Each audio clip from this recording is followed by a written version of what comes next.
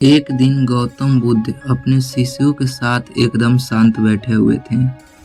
उन्हें इस प्रकार बैठे हुए देख शिष्य चिंतित हुए कि कहीं वह अस्वस्थ तो नहीं है।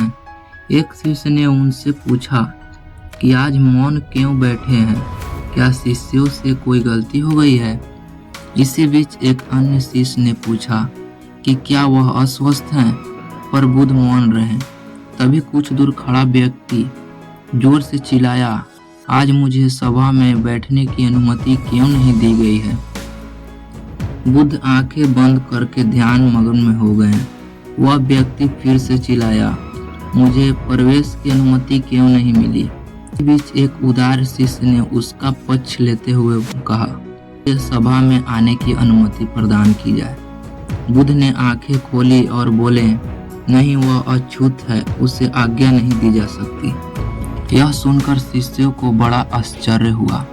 बुद्ध उनके मन का भाव समझ गए और बोले, हाँ, वह अछूत है।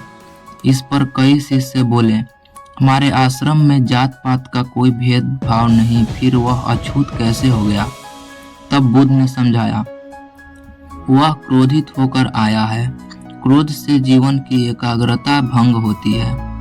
क्रोधी व्यक्ति प्रायः मानसिक हिंसा पर बैठते हैं।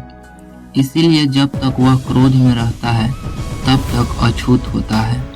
इसीलिए उसे कुछ समय एकांत में खड़े रहना चाहिए। क्रोधित शिष्य भी बुद्ध की बातें सुन रहा था।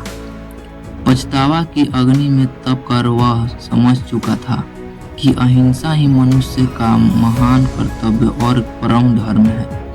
वह बुद्ध के चरणों में गिर पड़ा और कभी क्रोध न करने का प्रण लिया।